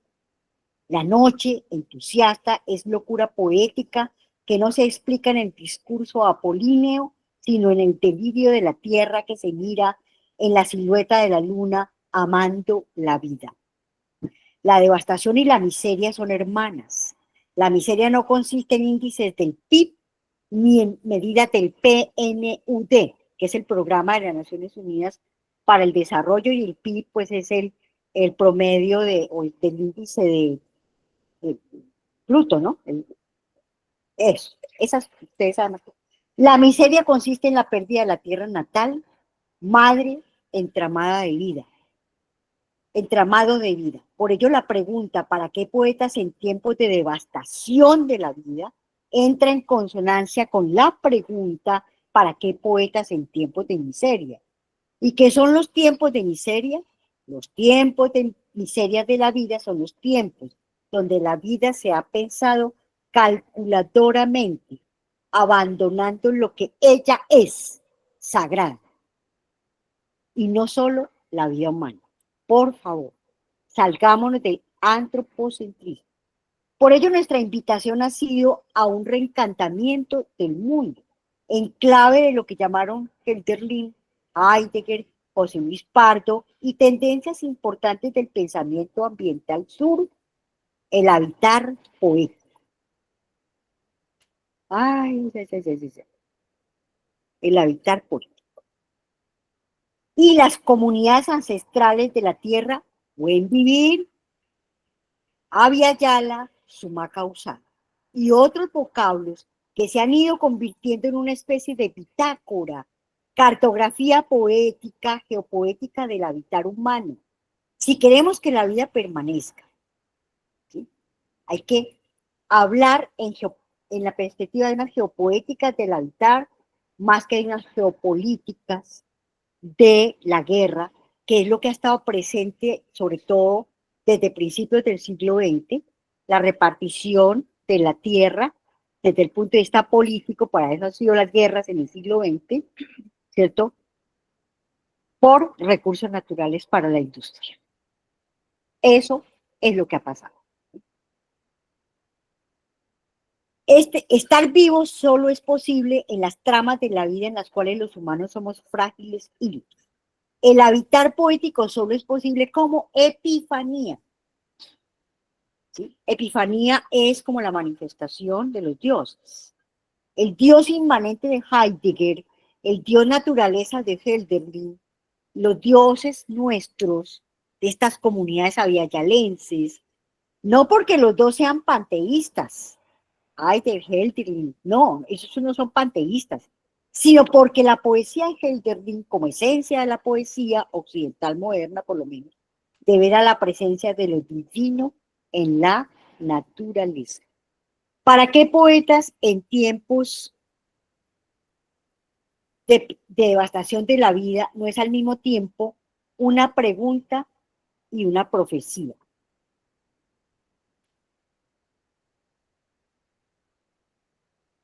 Así, el abismo que habitamos en esta época donde todo está condenado a desertizarse se llena de pérdidas. La ausencia de un trato considerado con la naturaleza, con la vida, con las cosas que se crean, inmediatamente desde que se crean ya son basura.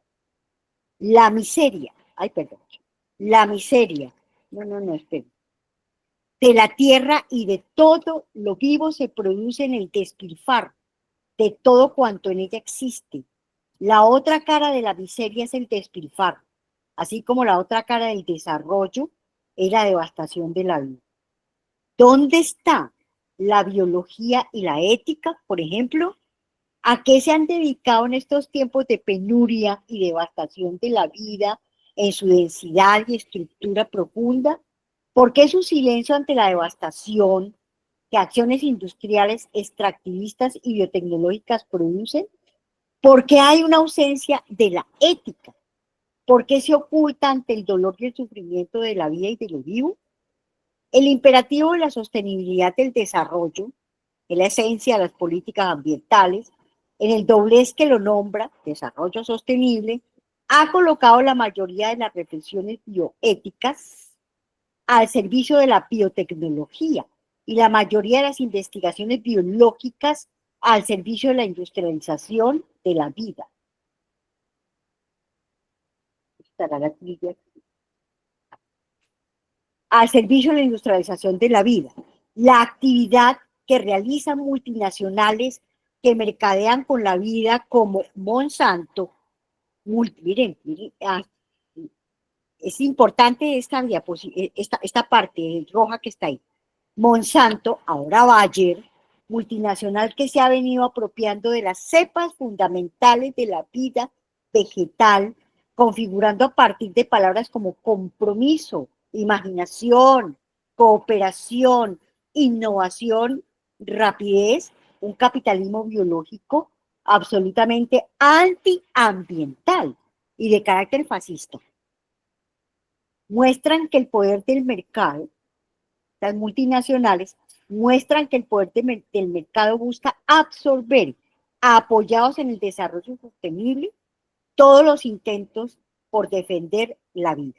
Las multinacionales de alimentos, energía, minería, industria automotriz, son hoy las que financian la investigación biológica, geológica, ambiental y social que hacen los grupos de investigación en nuestras universidades. Qué pena, pero es así. ¿Sí? En nuestras universidades. Sin embargo, por fortuna y a pesar de esta absorción de este poderoso atractor del desarrollo, existen sobre el planeta comunidades de resistencia, comunidades territoriales en el sentido que les digo, humanas, no humanas, con territorio y todo, ¿no? Con tierra y todo, o sea, ya nada separado de la tierra, somos tierra, humana, no humana, que todos los días inventan maneras otras de habitar la tierra en clave de un reexistir, o sea, de una resistencia y de un florecimiento de la vida en una profunda tensión estética política. La afirmación de que el problema ético-político no está en las investigaciones que se hagan, sino en su uso, ha llevado a colocar la ética como una externalidad en el mundo de la ciencia. Supuestamente como las ciencias, sobre todo naturales, que son neutrales, y mentiras, no son neutrales. ¿Se vieron Oppenheimer? Ahí está claro que no son neutrales. Y no es el uso, es que desde que se empezó a hacer el proyecto Manhattan, ya se sabía que se iba a hacer una bomba atómica. Eso no es el uso que se le da a una bomba. ¿O es que la bomba atómica la iban a hacer de adorno? ¿Qué? Desde el principio sabían que iban a hacer una bomba para destruir medio mundo. ¿Sí? Muy bien. Ha llevado a colocar la ética como externalidad en el mundo de la ciencia. Esto, desde el punto de vista de la ética ambiental, es antiético. Pensamos que la ética tiene que ver con el ethos, es lo que proponemos, tiene que ver con el ethos, en tanto que la palabra ethos, significa morada, casa, habitar, hábitat. Eso es ethos.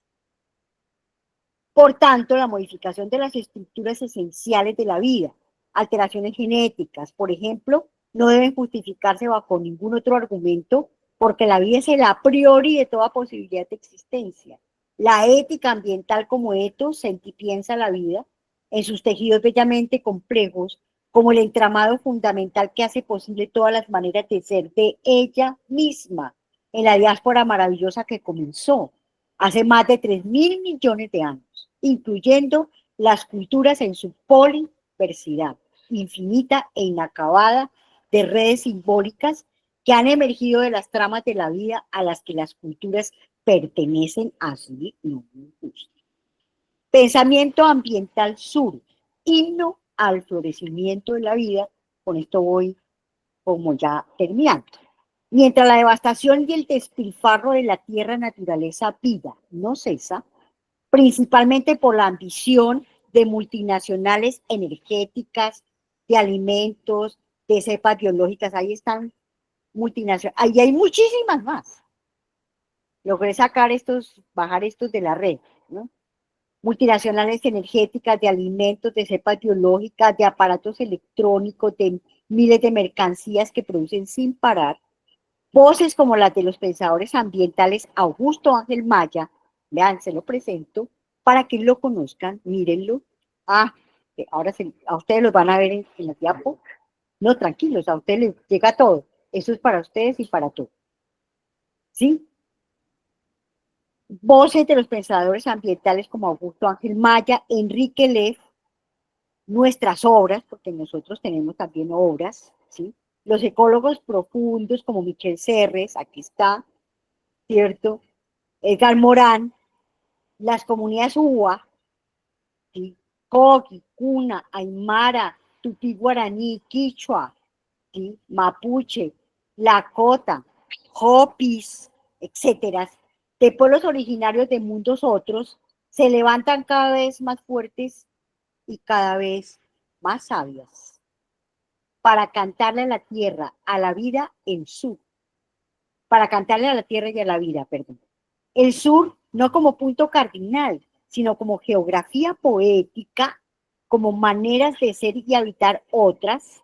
El sur que imaginó el pintor uruguayo Joaquín Torres García en 1943 en su obra América Invertida, se propone como lugar del cual emerge un geopensamiento diverso, singular, metafórico.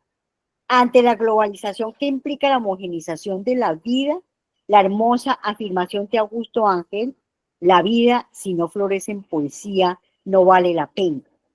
Nos recuerda a Maurice Maeterlinck, ese maravilloso escritor romántico que habló de la inteligencia de las flores. En esta hermosísima obra, el abogado que deviene poeta de la naturaleza propone la urgencia de asumir un compromiso ético frente al fenómeno de la vida, del cual también los humanos somos un hilo en su denso tejido.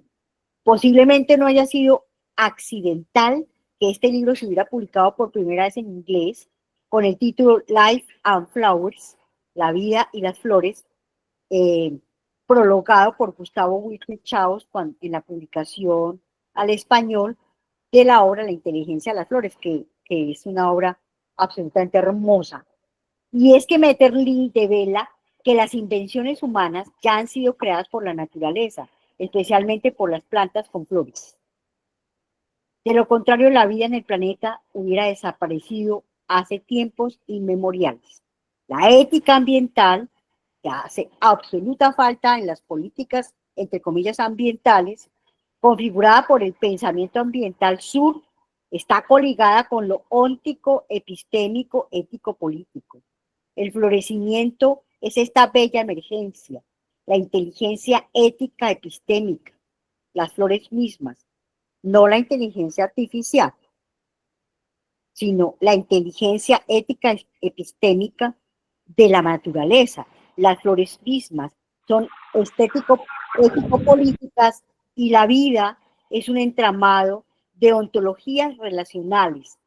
Transformarse permanentemente y en lentitud como cuerpos en metamorfosis y una singularidad cambiante es la mejor manera de pensar una manera de habitar clarividente, según la pintura de René Magritte, que comprenda, es una pintura que se llama Clarividencia de René Magritte, que comprenda la transformación profundamente compleja de la vida, que comprenda la estesis de la vida y de la tierra, para cuidar de la vida como cultores, como los poetas que somos, para habitar ética política, poéticamente, ética estética, esta tierra que es ontos etos. Aviala, tierra en florecimiento, buen vivir. Los pueblos cunas llaman esta tierra Aviala. Y hay dos naciones en América del Sur, Ecuador y Bolivia, que introdujeron ese Aviala, ese Sumacautsay en sus políticas de Estado-Nación. Fue lo peor que pudieron hacer, porque es juntar dos cosas que no se pueden juntar, porque el Estado-Nación moderno, replico, es dueño de la tierra.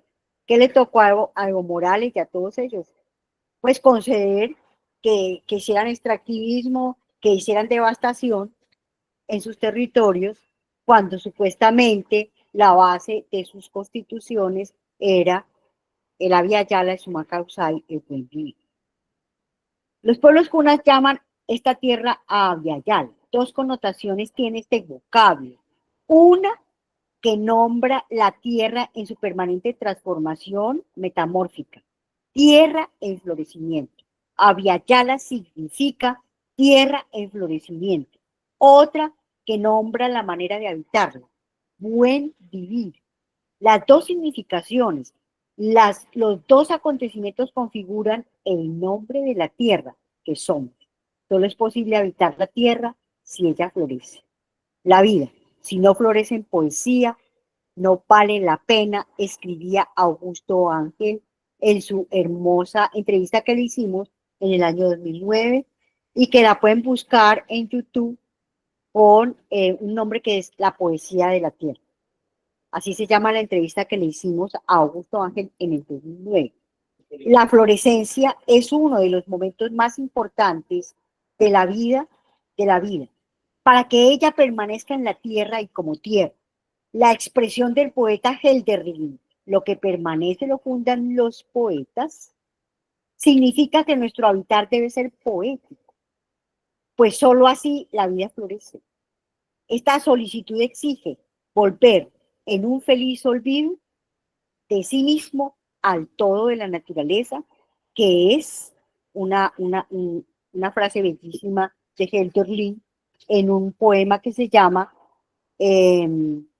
Hiperión o el eremita en Grecia, lo que significa abandonar el concepto de humano y humanidad construido por la modernidad industrial que ha colocado al hombre como centro y punto de llegada de la investigación científica, tecnológica, de la educación y de todo el entramado cultural de sostener el desarrollo de este tipo de hombre con mayúscula, el capitalista capitalizado, aquel que ha reducido a capital el mundo de la vida.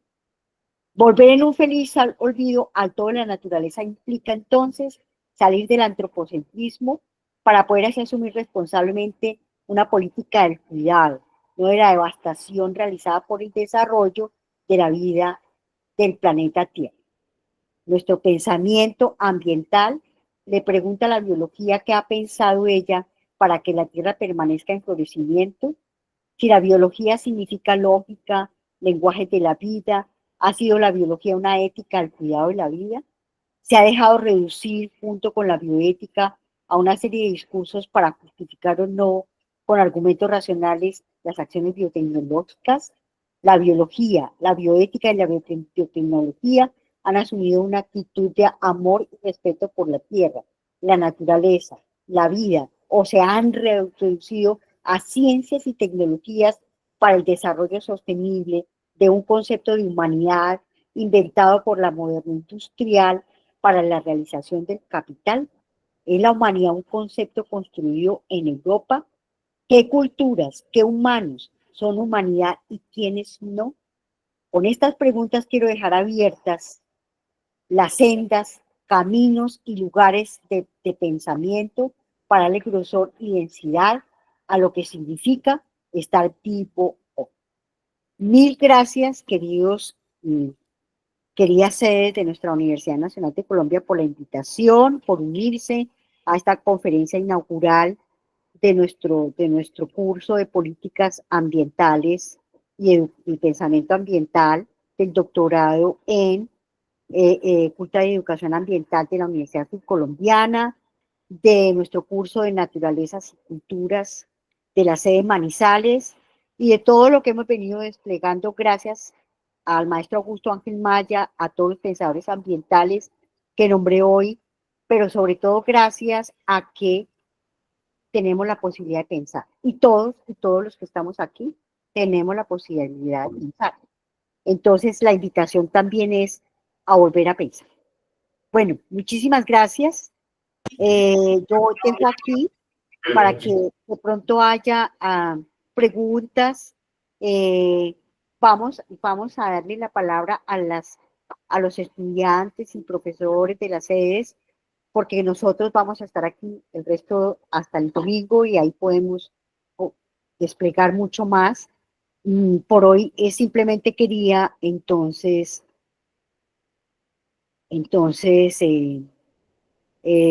dejar estas inquietudes a todos y todas de lo que significa hoy el Instituto de Estudios Ambientales, que vaya tomando mayor distancia cada vez del desarrollo sostenible y que nos vayamos comprometiendo, como así fue como lo creamos, en un lugar donde se vuelva a pensar lo ambiental como reto de la vida, como sentido de lo existente, como la posibilidad entonces de un florecimiento de la vida del planeta. Muchísimas gracias a todos. Veo aplausos. Juan Carlos, tú tienes una pregunta. Muchas gracias, profe. Con mucho cariño. Juan Carlos, bueno, yo les Sí. propongo a los chicos de la sede, ya faltan 2 minutos para las 10, les propongo algo. Yo voy a enviarles a todos las sedes esta conferencia con las diapositivas y el texto. De ahí, si ustedes desean, pueden elaborar preguntitas, enviárselas a los coordinadores de cada idea en cada sede y ellos van a encargarse entonces de hacer como una selección también de las preguntas y con mucho gusto yo mando por correo algunos comentarios a sus preguntas. ¿Está bien? ¿Les parece bien? Sí, señora. Bueno, entonces vamos más bien a cerrar acá. Juan Carlos, ¿tú querías decir algo, por favor? Sí, doctora, una preguntita muy sencilla. y Claro, es durito, que, Juan Carlos, durito, corazón. sí, doctora, una preguntita muy sencilla. Como profesora, en todo esto de la parte ambiental, me surge, estabas diciendo, y me surge la duda ahí, ¿cuál es el límite? Creo que el compañero Rudolf Kevin lo había planteado. ¿Cuál es el límite? Le doy el crédito a él. ¿Cuál es el límite entre lo moral y legal para la explotación de los recursos? Dice él, el compañero, en el comentario en el chat, que el extractivismo sí sería de pronto inmoral y hasta ilegal y antiinhumano, pero ¿cuál es el límite?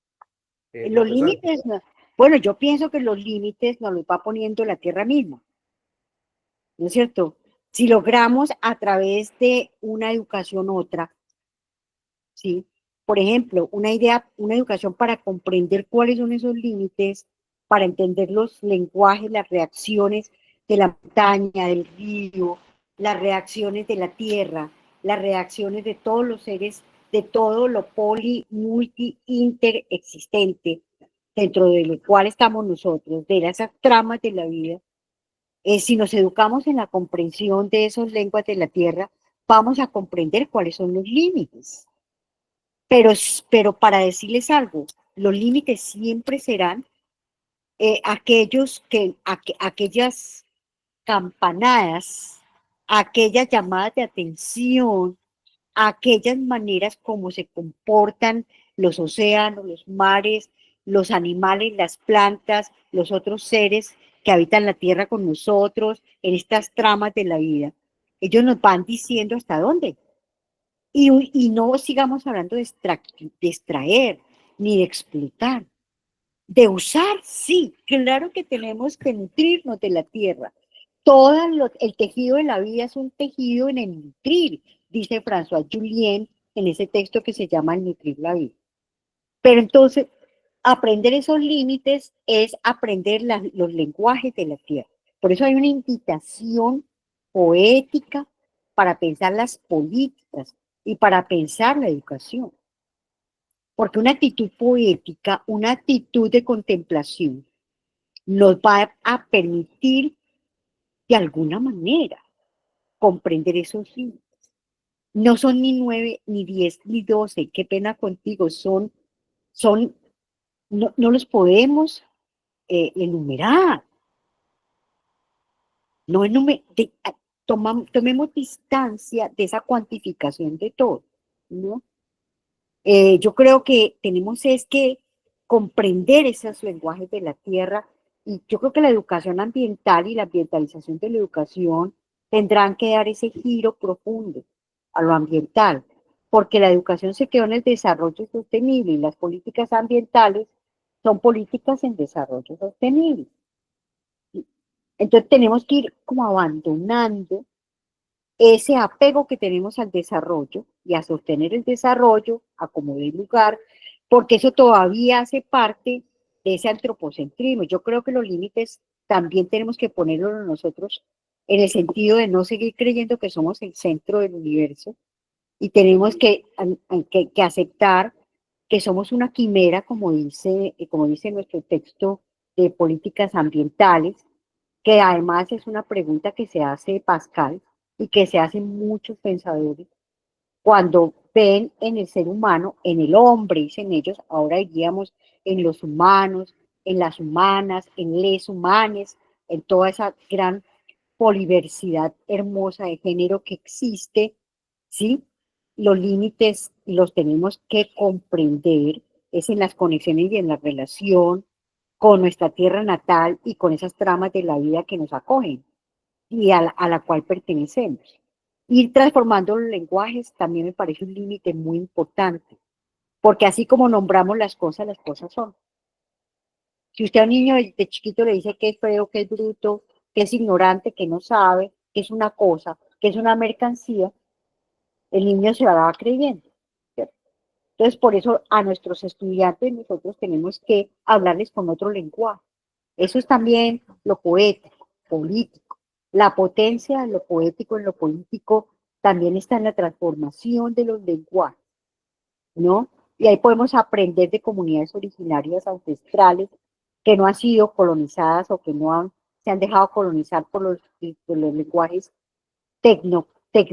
tecnomaquímicos del desarrollo sostenible, lo cual es difícil, pero hay comunidades originarias en Colombia, en América, en la India, en el África, en el Asia, en todas partes, en Europa misma y en Estados Unidos mismos, que tienen otras maneras de pensar totalmente distintas a nosotros y que tienen maneras de habitar este planeta totalmente distintas a nosotros. Hay que aprender de ellos, poner un límite en creer que somos los que lo sabemos todos, creer que todos lo sabemos y que cuando llegamos a una comunidad vamos a enseñarles.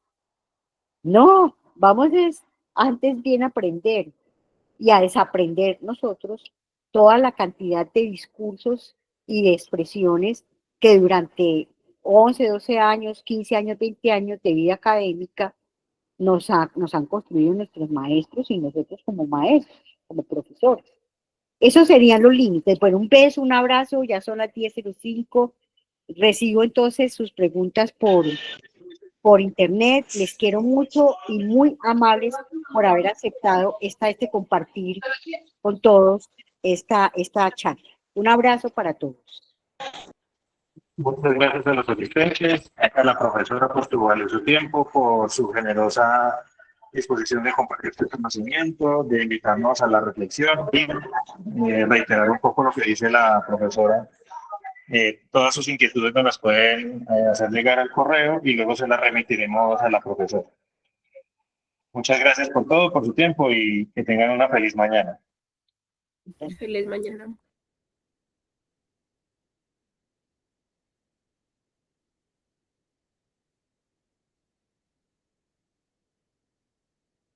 Gracias, buen día, feliz mañana.